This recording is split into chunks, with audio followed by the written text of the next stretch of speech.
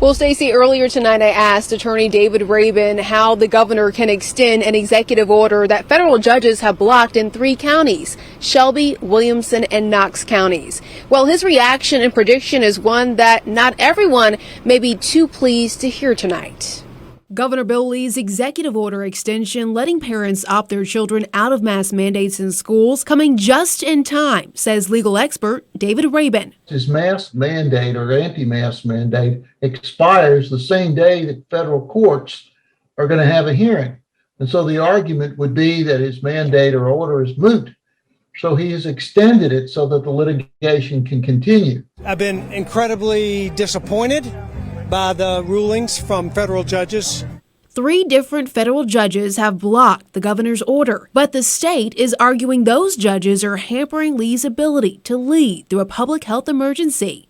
The governor's orders are stayed by the courts, but the Sixth Circuit could overrule that and reinstate it. So you can have this ping pong thing going back and forth, but the question is going to be the injunction. Tennessee's Attorney General is appealing those rulings and seeking an immediate stay. How long do you expect to see this back and forth go on with the judges and our governor? It could probably go on about 3 or 4 months, maybe 6 months. And the reason is because once the district court rules, then it's going to go to the Court of Appeals and maybe to the Supreme Court of the United States. Fox 17 News reached out to district leaders in Williamson and Shelby County schools. Williamson's spokesperson let me know they have no new information to share with families. Earlier this week, the district decided to enforce their mask mandates without the governor's exemption. I predict the courts will come down on the side of the school districts on this one.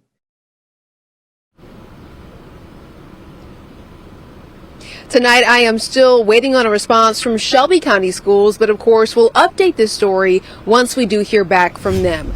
Governor Bill Lee's executive order will be extended another 30 days. This comes as a new study from the CDC shows Tennessee schools had some bumps in the road since the start of the school year. In a newly released report from the CDC, Tennessee leads the nation in COVID-19 related school closures. From August 1st to September 17th, more than 400 schools closed at least a day in the state.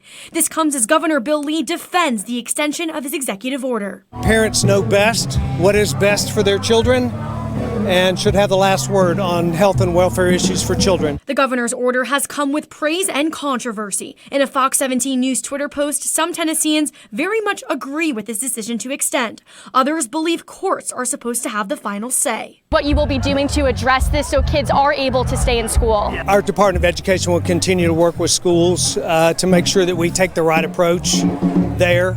Just because our cases are dropping, I want to continue to remind Tennesseans the best defense we have against this pandemic, against this surge, even the place where it is today, against future surges is vaccination. I asked the Department of Education what it will do to address the CDC study. A spokesperson says there are several limitations to the study, including the timing of return to school. Do you think the extension of the executive order will help in school-related closures? I think that what's most important is that parents make decisions around their kids in school. So we think it's appropriate, and that's why we're moving forward with that.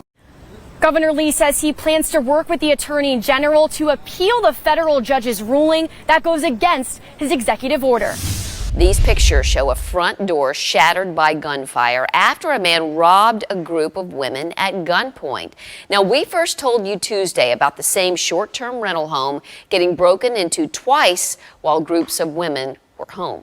Fox 17 News' Jackie Del Pilar live from North Nashville right now after learning of now a third group of women robbed at gunpoint this month in Music City. Jackie, this is concerning. Stacey, that's 3 groups of women in just 2 months getting targeted by criminals. And it's all happening in the same North Nashville neighborhood near the Fisk and Meharry campuses. A girls' trip gone wrong. Kelsey Freeman says she and her friends rented a VRBO in North Nashville for a bachelorette trip. They chose this unit because it's gated and has security cameras. But police say as the women stood outside entering the gate code, Kelsey was attacked at gunpoint. The guy actually came up behind me and put me in a chokehold and put the gun to my head. She jerked away from the man just as he started shooting. As soon as that happened, he had fired the gun twice into the door that we were actually about to walk into. The women are physically okay, but are still shaken up 2 weeks later. It was the good Lord's will that we're all still here today. This robbery happened less than a mile from two similar crimes. Police say another bachelorette party was robbed at gunpoint inside this Airbnb in early August.